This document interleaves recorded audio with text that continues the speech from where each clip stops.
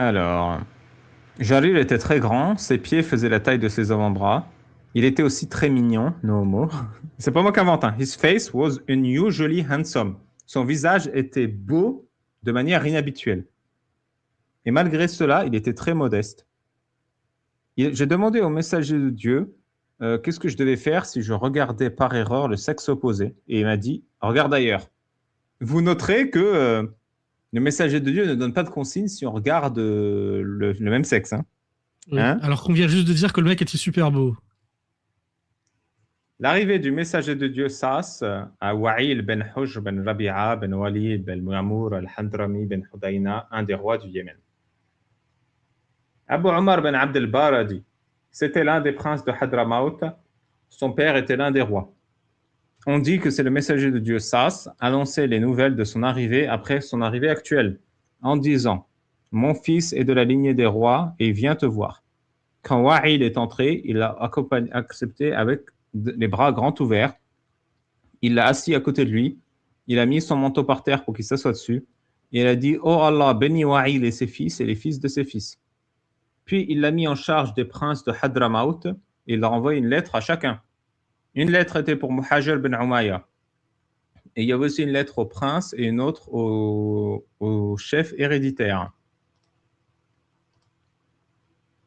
Le messager de Dieu lui a assigné le contrôle sur un territoire spécifique et il a envoyé Muawiyah ben Abu Sufyan à pied. Ce dernier s'est plaint de la chaleur du sol et Wa'il a dit bah alors marche dans l'ombre de mon chameau. Ce qui changera absolument rien puisque vous marchez, donc le chameau, il aura pas le temps de refroidir le sable sous les pieds du mec.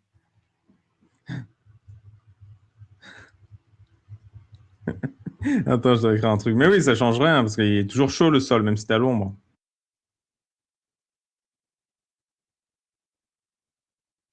J'ai mal aux pieds à cause du sable. Et bah arrête d'avoir mal aux pieds. Je te jure. Muawiyah a dit mais ça servira à rien. Je peux pas Oui, m'asseoir sur le oui, chameau derrière toi. bravo à Soufiane. Et Wa'il a répondu ta gueule, be silent, sois silencieux. Tu n'as pas le droit de te chevaucher derrière un roi. Vas-y, c'est les clashs de clochards quand même. Attends, Wa'il Abou ben Soufiane, c'est Hujr. quelqu'un d'important, non? Pourquoi il aurait pas le droit de monter? Non, Abu Sufyan, c'était l'ennemi, là, d'ailleurs. Bah, il s'est déconverti entre-temps, l'ennemi. Non, mais c'est Muawiyah ben Abu Sufyan, donc c'est son fils. Ah, c'est son fils. Ok. Il n'est pas important. Wa'il ben Hujr a vécu suffisamment longtemps pour voir Muawiyah devenir le chef des croyants. Muawiyah l'a reconnu. Ah, donc Muawiyah, il marchait par terre parce qu'il voulait pas qu'il monte sur son chameau. Puis Muawiyah est devenu chef des croyants et il s'est souvenu de Wa'il. Ah, donc il était important. Non, mais Muawiyah n'était pas important. Ah, à ce moment-là, oui, mais après, c'est devenu le Oui, commandeur des mais croyants. après, il est devenu important, commandant. Il a ensuite rappelé à Wa'il ce qu'il avait dit et lui a offert un cadeau officiel. Wa'il a refusé en disant donne-le à quelqu'un qui en a plus besoin que moi. Ça sert vraiment à rien cette anecdote. Genre, il n'y a même aucun rapport avec le fait qu'il l'ait fait marcher dans le sable. Quoi. J'avoue. Il n'y a même pas une leçon à en tirer, tu vois, ou un truc qui se passe des années après. C'est juste deux anecdotes différentes. Tu vois. Le messager de Dieu m'a donné le contrôle d'un territoire spécifique. Et il a envoyé Muawiyah pour me donner, pour que je lui donne les impôts.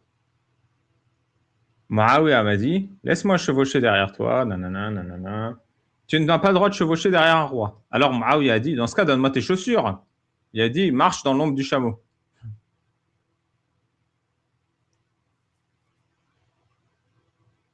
Après coup, Wa'il a dit, en fait, j'aurais dû le laisser s'asseoir devant moi. No homo. Et c'est tout. L'arrivée de C'est l'Arqi pire ben que ça, il dit j'aurais aimé l'avoir fait monter devant moi. Encore plus nos homos. c'est ça. Mais c'est ça qui est marrant, c'est que ça fait des heures et des heures qu'on lit et qu'il n'y a aucune information exceptionnelle, quoi. Il n'y a rien qui fasse de Mohammed un mec qui parle à un extraterrestre.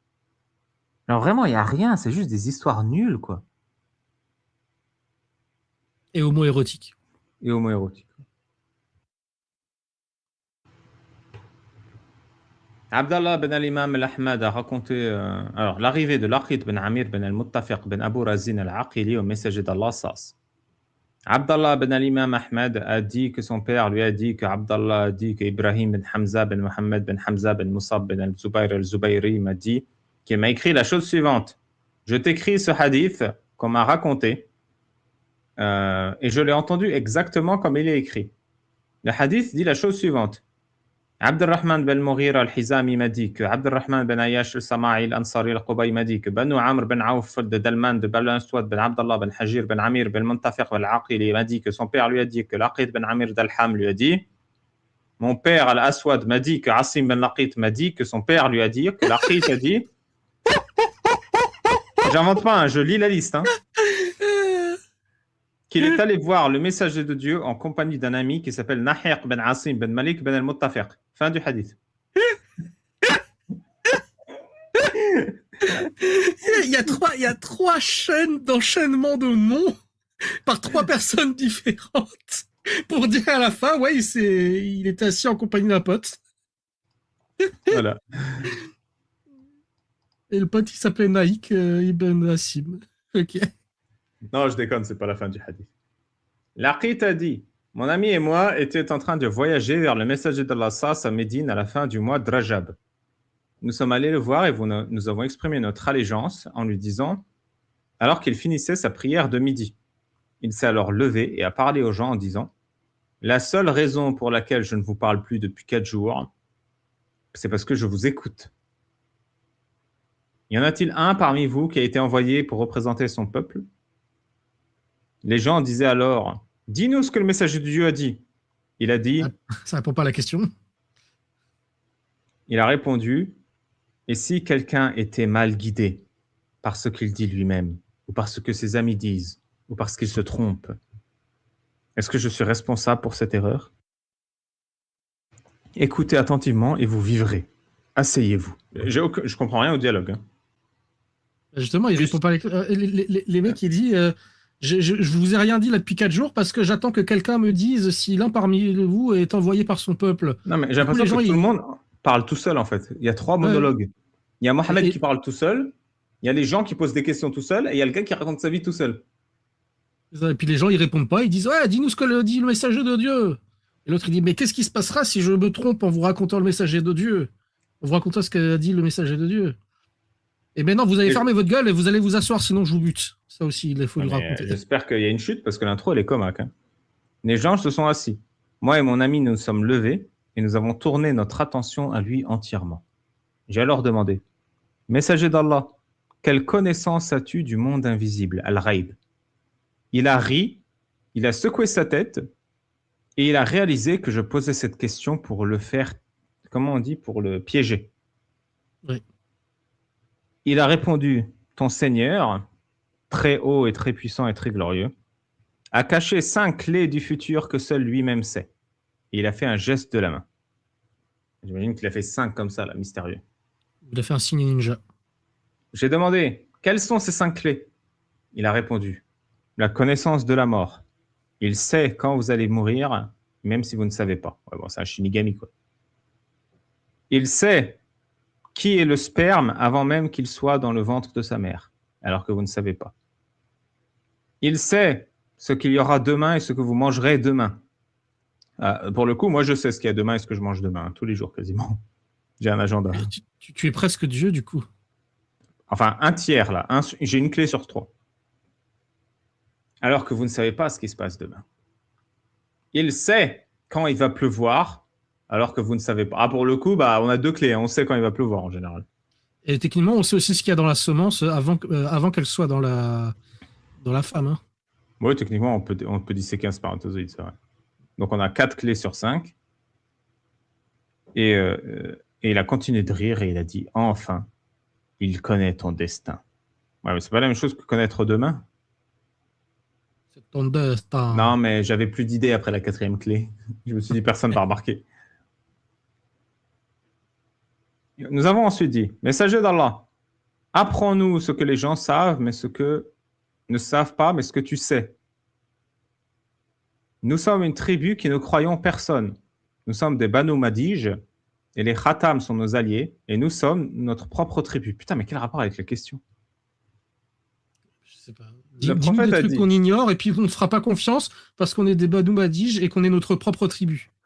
La fin de la phrase ne veut absolument rien dire d'ailleurs, mais le prophète a dit, vous allez continuer d'exister pendant un certain temps. Oh putain, la prophétie. Ça, c'est une prophétie.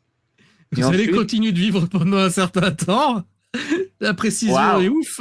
Oh, j'ai encore le mime avec Majid Oukasha là. Oh Wouah. putain, il est où? Ah, je l'ai pas uploadé, non? Merde. Oh, ouais, il est pas sur ma chaîne. Ensuite, votre prophète va mourir. Puis vous allez continuer de vivre un certain temps, et un jour vous vous lamenterez.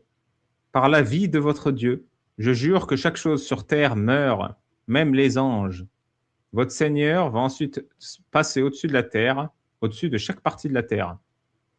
Il enverra un déluge depuis son trône. Putain, mais il va nous pisser dessus ou quoi? Oui, j'ai pensé à la même chose. Il va nous pisser dessus, le con.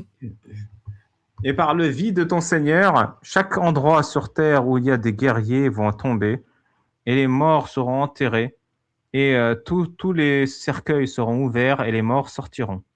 Ah, du coup, Ah, c'est il va peut-être pas de la pisser. pisse alors. Parce que si c'est par la vie de ton Seigneur, Ah non, c'est la piste de résurrection des morts.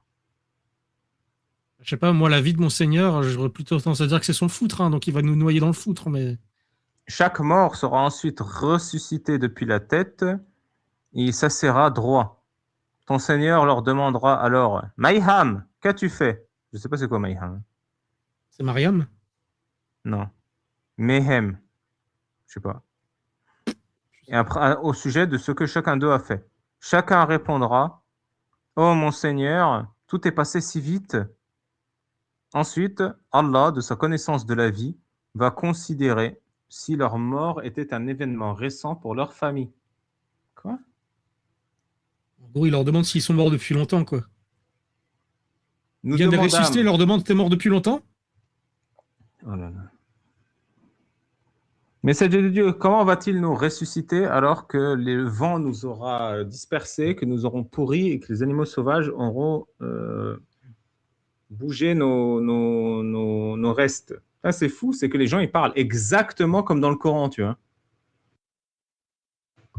Et ce qui est encore plus fou, c'est que c'est ça la première question, alors tout le reste n'a aucun sens, quoi. Moi, j'aurais 1000 questions avant ça.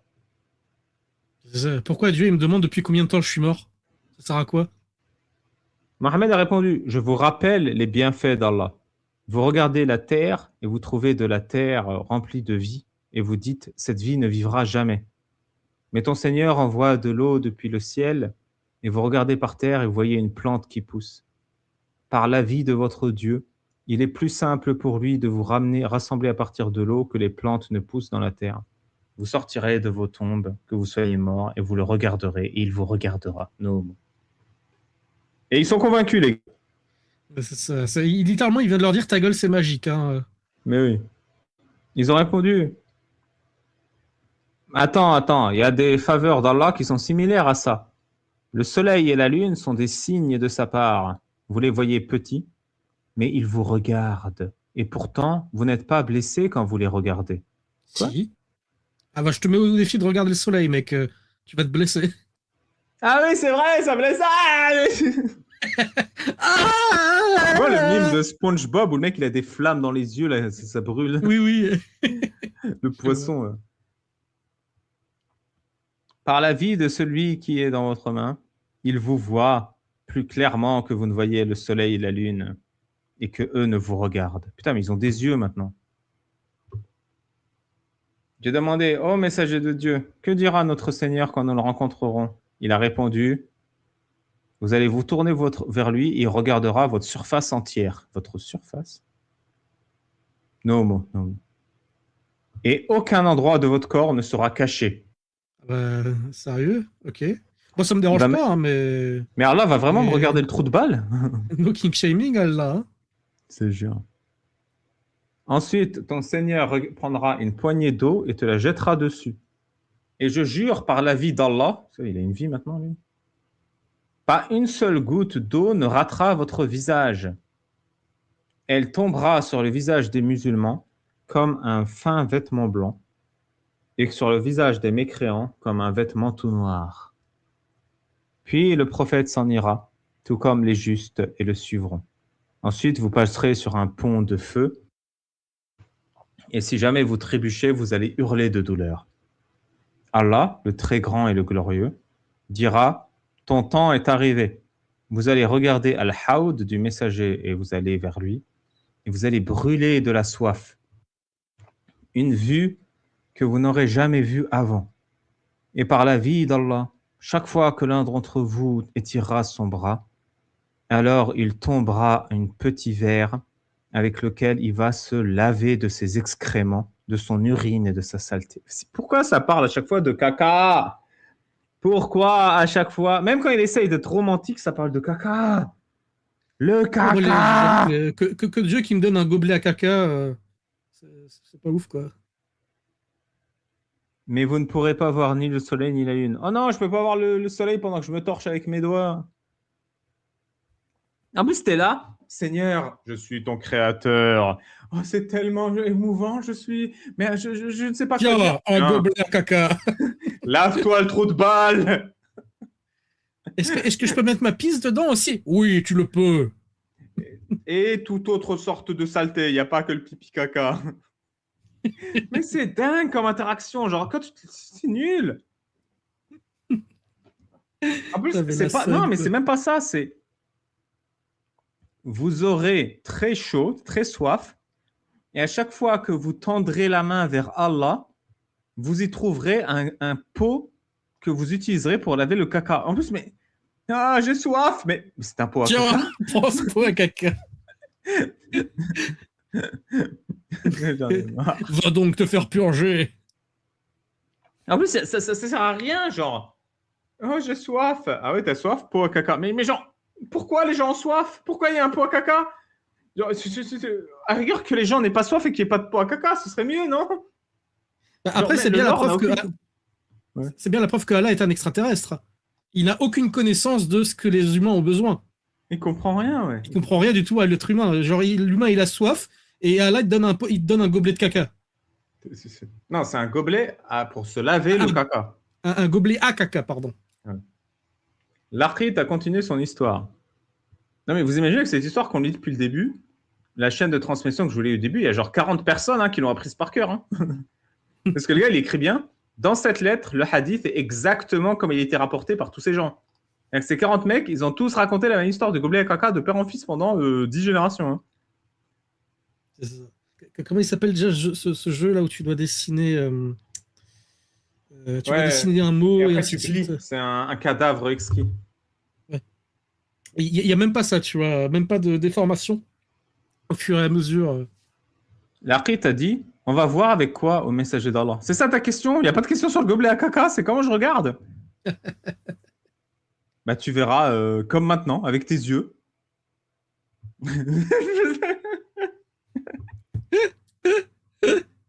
Voilà, tu verras comme quand le soleil se lèvera en plein jour et qu'il illuminera la terre. Ah, j'ai compris pourquoi il demande. Parce que le mec, il dit, on verra pas le soleil et la lune. Il dira, donc comment on va voir s'il n'y a pas le soleil et la lune, donc il n'y a pas de lumière? Il dira, tu verras comme s'il y avait le soleil. Bon, bah, super. Ah, oui, du coup, pourquoi enlever le soleil s'il y a la lumière du soleil? Et j'ai demandé, messager de là, comment serons-nous jugés pour nos bonnes et nos mauvaises actions? Eh bien, chaque bonne action sera multipliée par 10. Et chaque mauvaise action sera pardonnée. Putain, mais c'est... Quoi? Non. Elles seront comptées qu'une seule fois, à moins qu'il ne les pardonne. Ouais, à moins qu'il ne les pardonne. J'ai demandé, oh messager d'Allah. Et ensuite, ce sera le paradis ou l'enfer. C'est marrant comment le mec, il pose des questions où il connaît déjà la réponse, tu vois. Oui, c'est ça. Genre, on sent bien qu'il est en train de souffler à Mohamed. Oublie pas l'histoire dans cet ordre. Hein. Il a répondu, par la vie d'Allah, l'enfer a 7 portes. Et chaque porte requiert qu'un cavalier cavale pendant 70 années pour les rejoindre. Ouais, bah ça veut dire... Attends. Du coup, il y a des calculs à faire. Non, mais de toute façon, ça, un truc qui va à la vitesse du son, c'est quoi? C'est 2 jours de voyage, non? Un cheval, ça va pas à la vitesse du son, mec. Ouais, mais maintenant... Un cavalier sur un cheval, ça va quoi? À 60 km/h, grand max? Ouais. Un truc comme ça? Bon, imaginez qu'il chevauche 60 km/h, 24 heures. Non-stop. Donc il y a 10 km, quoi, à peu près, entre les portes de l'enfer. Non, il va à 60 km/h. Il chevauche en une journée 1440 km. Ah non, il y a 240 km du coup. Non, non, non, parce que 70 ans, il a dit. 70 ans. Oui, j'ai arrondi 60, 70 ans. Non, mais attends, Oui. une journée fois 365, ça fait un an. Donc 525 600 km fois 70 ans, sans compter les années bissextiles. Entre deux portes, il y a 36 792 000 km. C'est quoi la circonférence de la Terre? Ah oui, non, c'est pas 70. C'est 70 ans, c'est pas 70. La La Terre, c'est circonférence de 40 la... 075 40 000, ouais. km. Donc, en fait, entre deux portes, il y a le tour de la Terre. Voilà. Je crois qu'on peut faire le tour de la Terre en 24 heures avec certains avions, hein. Même moins. Alors, quel est le moyen le plus rapide de faire le tour de la Terre? Bah, le Japon, c'est à l'opposé direct de la France et ça met à peu près 13 heures. Le moyen le plus rapide de faire le tour de la Terre est de voyager à bord d'un vaisseau spatial ou d'un satellite en orbite basse. Le tour se fait en 90 minutes. C'est super. Voilà, il y a 90 minutes de vaisseau spatial entre deux portes de l'enfer. Ça vole pas haut, hein. Attends, quelle est la distance entre Mars et la Terre? 250 millions de kilomètres. Enfin, ça dépend de la périhélie. Mais ça peut aller de 60 Alors. millions à 250 millions de kilomètres. Ah non, mais je suis con, la Terre, c'est pas 36 millions de kilomètres de diamètre, si? Non? Non, c'est 40 000 de circonférence. De 40 circonférence, 40 millions? 40 000. 40 000 kilomètres. C'est pas des Non, mais millions. parce que la distance Terre-Mars, c'est 55 millions de kilomètres. C'est-à-dire la distance Terre-Mars, c'est la circonférence de la Terre? Ça Non, va bien. c'est pas des millions, c'est des milles. 40 000 kilomètres. Et la distance Terre-Mars, c'est environ 60 000 Ah, ok, kilomètres non, la plus non, donc la proche. Terre, c'est 40 000 kilomètres, c'est ça. Donc voilà, Oui. donc c'est en fait, la distance entre deux portes de l'enfer, c'est la distance Terre-Mars. Parce que rien, 55 millions de parce que, kilomètres, la rien que distance la minimale. Terre-Lune, c'est 400 000 kilomètres à peu près. Ouais, ouais, c'est ça. Donc le voyage entre deux portes du paradis, c'est 36 792 000 kilomètres. Terre-Mars, c'est un minimum 50 millions de kilomètres, maximum 401 millions de kilomètres. Donc la distance Terre-Mars au minimum, quand on est les plus proches, c'est la distance entre deux portes de l'enfer. Voilà, pardon, je n'ai pas dit 90 minutes, je me suis gouré. Ouais, c'est ça. Je me suis gouré, c'est 40 000, pas 40 millions. Je suis complètement con. En Bourac, ça prend 5 minutes. Non, pardon, je suis complètement con, c'est pas 90 minutes du coup. Et du coup, on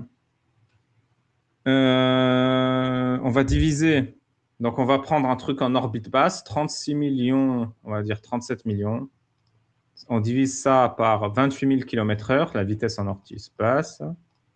1314 minutes. Voilà. Non, 1314 heures. 1314 heures pour aller d'une porte à l'autre. 1314 heures, on divise par 24. Voilà, 54 jours, donc 2 mois en orbite basse pour faire le trajet entre deux portes de l'enfer. J'espère que cette information va vous servir. Moi, je trouve ça important. Yeah, super, ce sera à l'examen, hein. En fait, ça me fume, c'est qu'il y a 7 portes et il y en a 2 avec ces distances. Mais les 5 autres, alors? Pourquoi il y en a 2? Genre...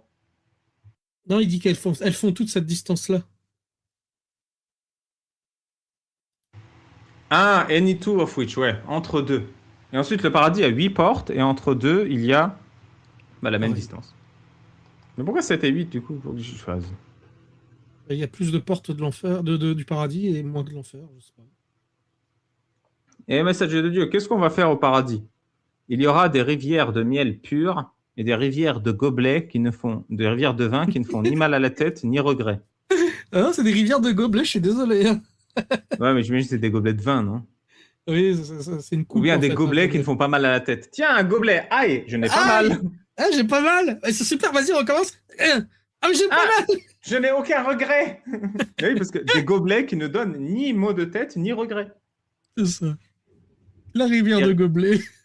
des rivières de lait au goût inchangé, une eau qui n'est pas sale et des fruits.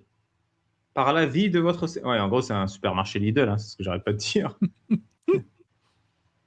Par la vie de votre Seigneur, avec vous, il y a des gens euh, qui ne savent pas ce qui est les bonnes choses.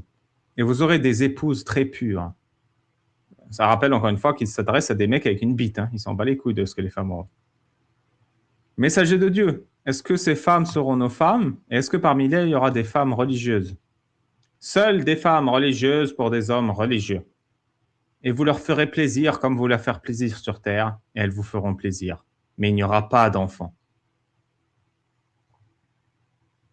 Ça me rappelle, c'était un mème de SMBC où le mec il disait le jour où l'humanité s'est rendu compte de la première fois de lien de causalité entre le sexe et être enceinte. Alors j'ai demandé, et jusqu'à quel point nous atteindrons ce plaisir? Le prophète n'a pas répondu.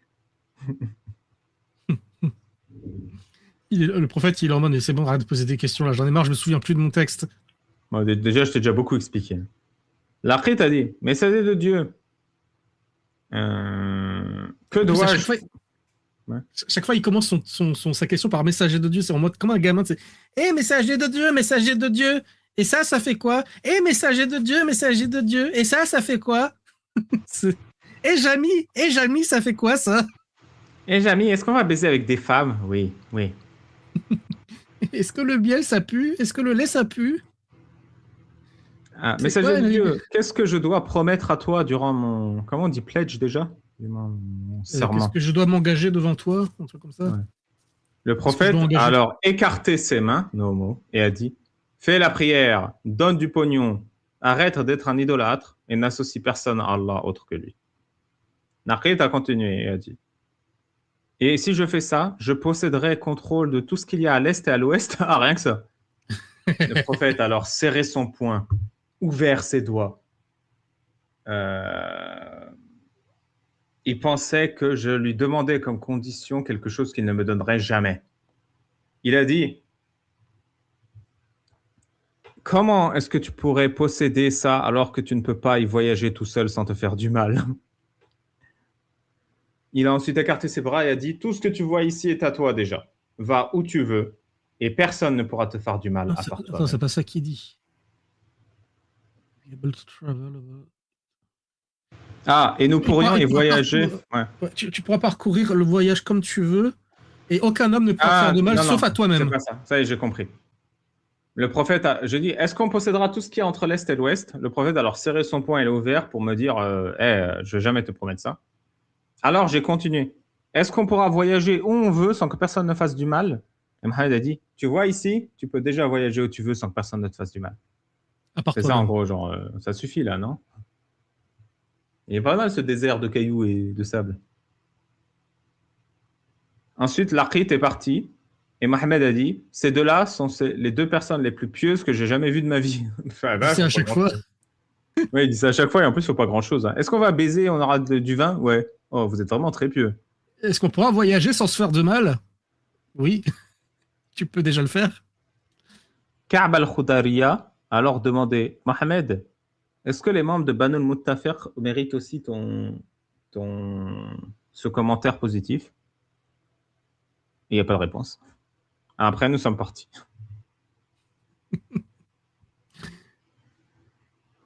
Ensuite, l'Aqit a demandé, messager d'Allah, est-ce que les gens qui ont fait le bien dans la Jahiliya, la période de l'ignorance avant l'islam, est-ce que ce bien compte pour eux?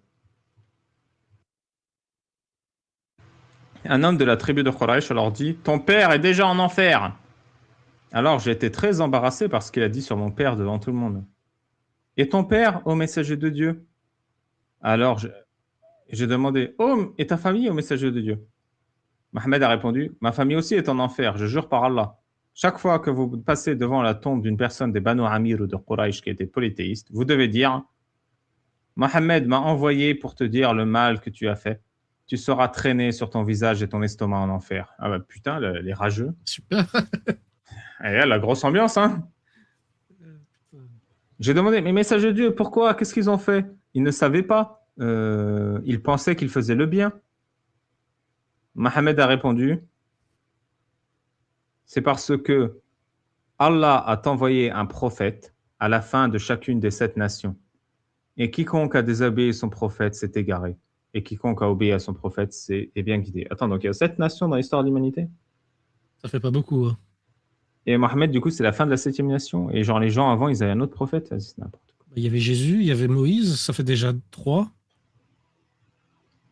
On s'en fout. C'est qui les 4 Il y a autres? Raël, ça fait 4. Abraham, 5. Moi, 6. Et Sonia Zadig. Sonia Zadig, ça fait 7. L'arrivée de Ziyad ben al-Harith al-Soudaï, qu'Allah soit sexuellement satisfait de lui. L'apprenti Hafez, c'est celui qui connaît le Coran par cœur. Le Hafez al-Bayhaqi a dit que l'Abu Ahmad al-Asadabadi, attends, essaye de le dire. Asadabadabidi. Abu Ahmad al-Asadabadi l'a informé que Abu Bakr ben Malik al-Qati'i l'a informé que Abu Ali Bishr ben Moussa l'a informé que Abu Abd al-Rahman al-Muqri, que Abd al-Rahman ben Ziyad ben An'am, qui a cité Ziyad ben Nu'aym al-Hadrami, qui a dit que Ziyad ben al-Harith a dit, al-Su'adi lui a dit, je suis allé voir les messagers de Dieu et je lui ai donné mon allégeance à l'islam. Il m'a dit qu'il avait envoyé une armée contre ma tribu et je lui ai dit, messager de Dieu, arrête ton armée et je te garantis que mon peuple se convertira à l'islam. Il a répondu, ok, va les arrêter toi-même.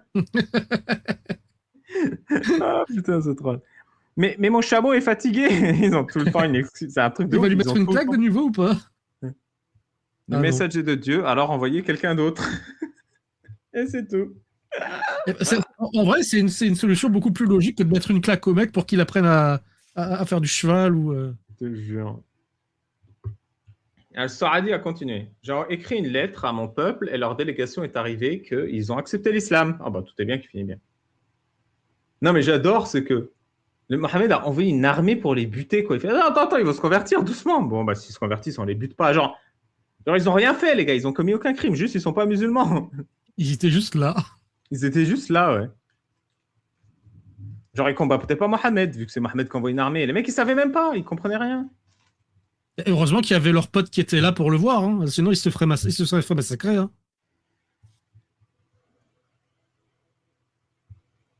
Il a ensuite écrit un document qui a fait de moi leur chef. Il a dit messager d'Allah, confie-moi la collecte des impôts. Il a dit certainement. Bien sûr, avec plaisir, mon grand. À chaque fois, le traître, il a droit d'être collecteur d'impôts, quoi. Le messager de Dieu s'est ensuite réfugié dans la maison d'une famille et la famille s'est plaint de lui au sujet de leur gouverneur. Et il a dit, il nous reproche des problèmes qu'il y avait entre nous et les gens à l'époque de la Jahiliya, donc avant l'islam, à l'époque de l'ignorance. Le messager de Dieu, ça dit, ah ouais, il fait vraiment ça? Oui.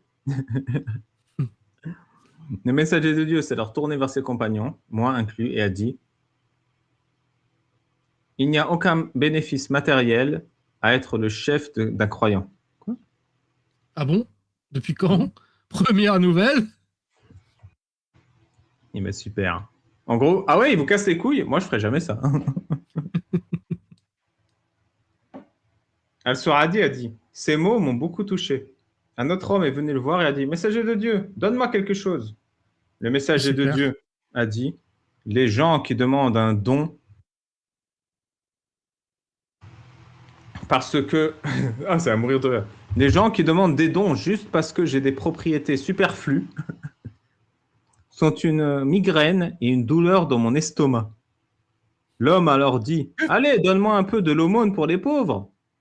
Le messager de Dieu a dit, Allah ne serait pas satisfait que l'aumône soit distribuée sans une décision du prophète.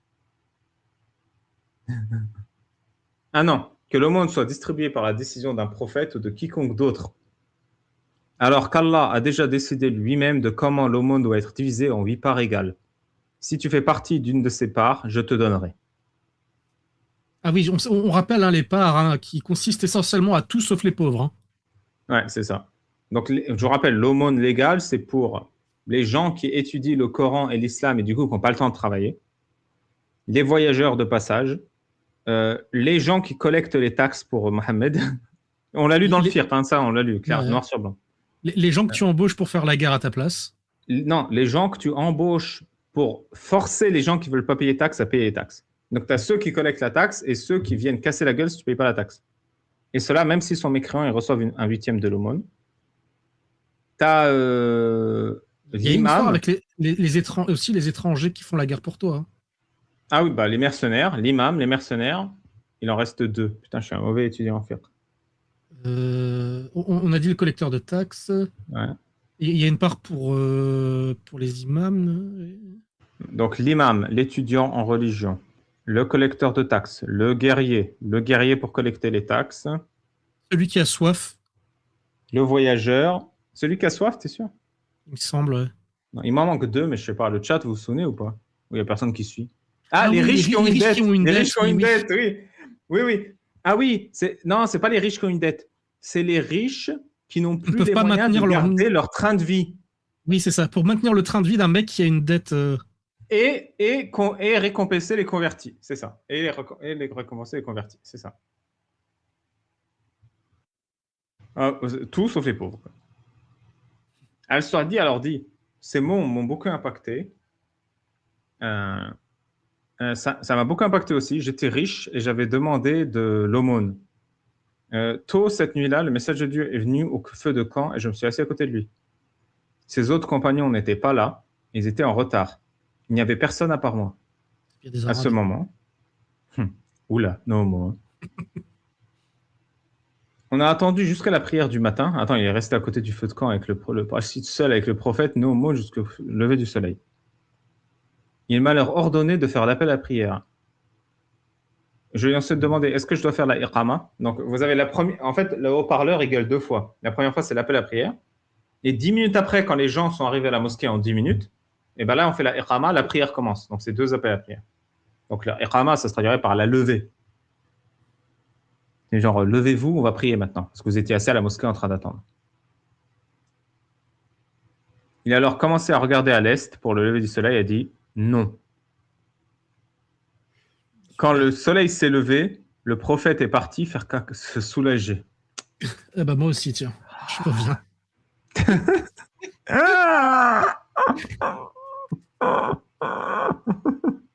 Oh, putain, on a les abonnés qu'on mérite. Hein.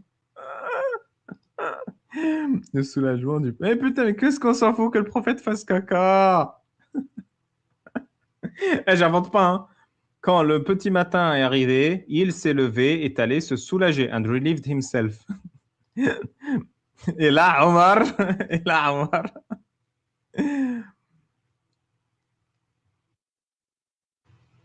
Bon, bah, pendant qu'il est pas là, je fais une petite pause. Je vous mets une pause musicale. J'ai un petit message à envoyer.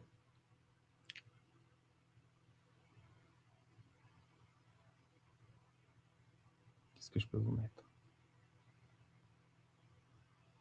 J'ai rien en fait. C'est quoi ça? Ah, je connais, c'est le meilleur écran au monde. Bon, j'ai rien en fait, c'est pas grave. Bah, je vais prendre une pause sans rien vous mettre.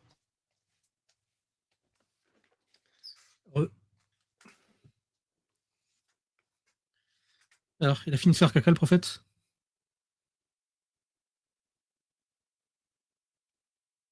Allô? Donc, le prophète fait caca.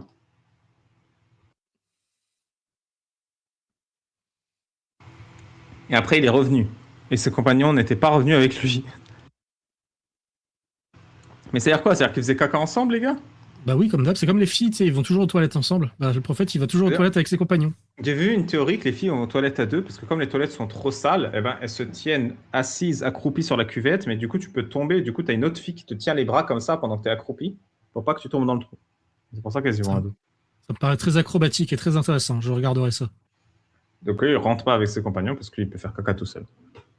Il m'a dit, Brother Souda, est-ce qu'il y a de l'eau? Vas-y, mais on va vraiment avoir un hadith sur qui se torche là pendant 20 minutes? Il a répondu, non, il y a juste un peu d'eau pour que ça ne sera pas assez.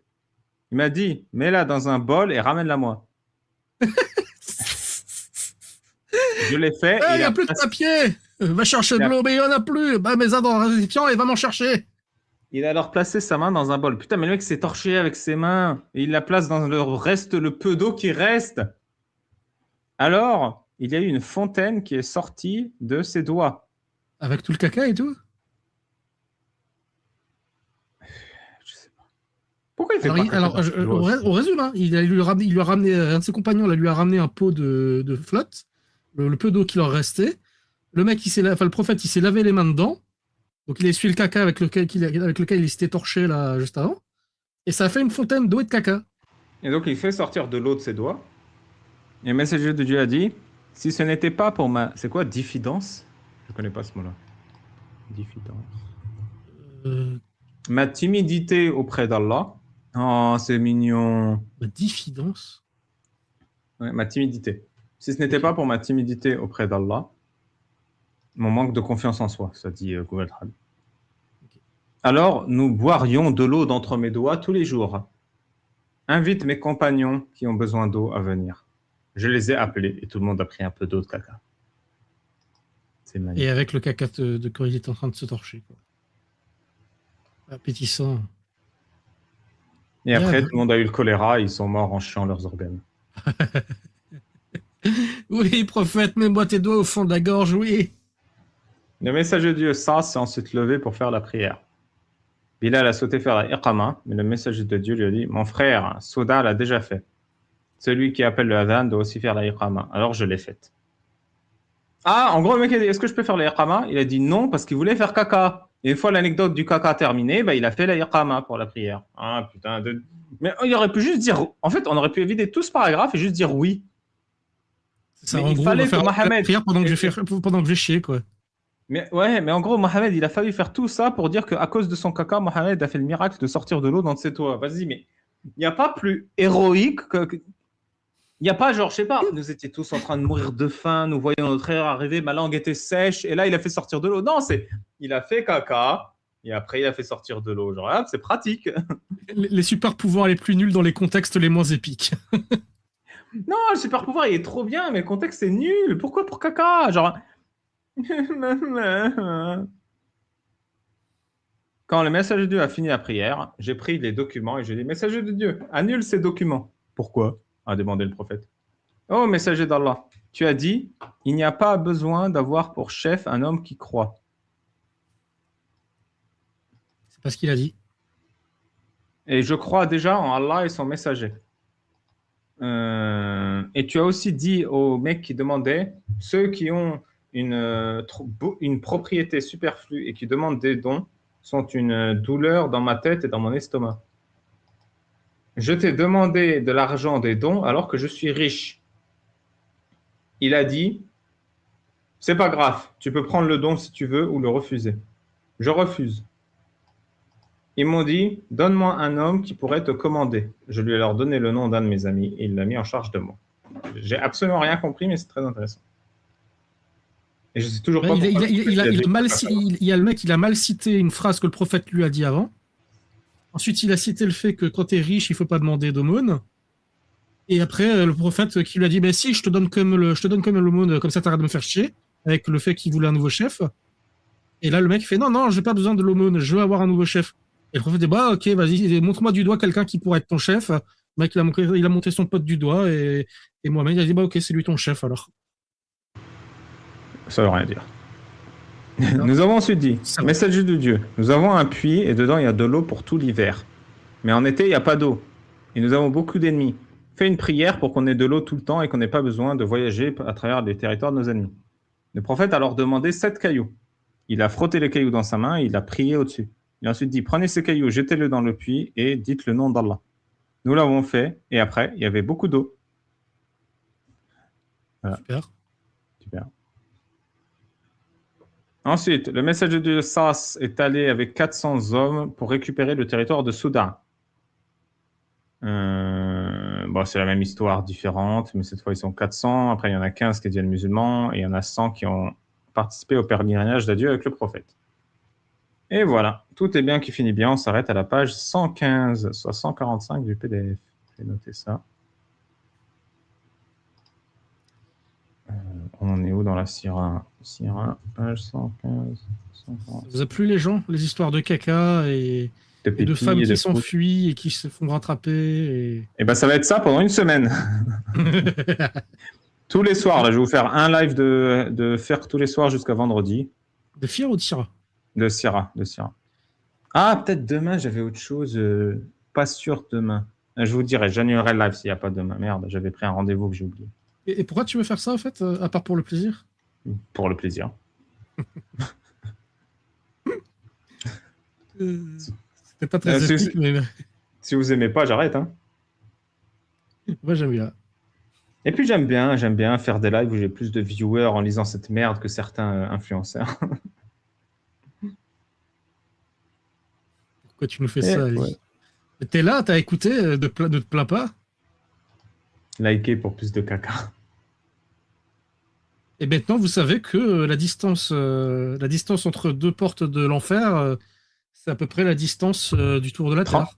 37, non, c'est pas le tour de la Terre. La Terre, c'est 40 000 km. La peur de l'enfer, c'est 37 millions de kilomètres. 37 millions, ok. Donc la moitié de la distance Mars-Terre, c'est la distance entre Non, deux portes de Mars-Terre, l'enfer. t'as rien suivi. C'est 60 millions minimum à 400 millions maximum. Oui, donc au minimum à peu près la moitié. Oui. Un peu plus, comme dirait le Coran. Ou un peu plus ou un peu moins. Ah là, c'est mieux. Eh oui, et ce n'est pas le double de la moitié d'un con. 12 parsecs au secours. Mais 12 parsecs, c'est aussi le seigneur de l'à peu près, donc il serait d'accord avec moi.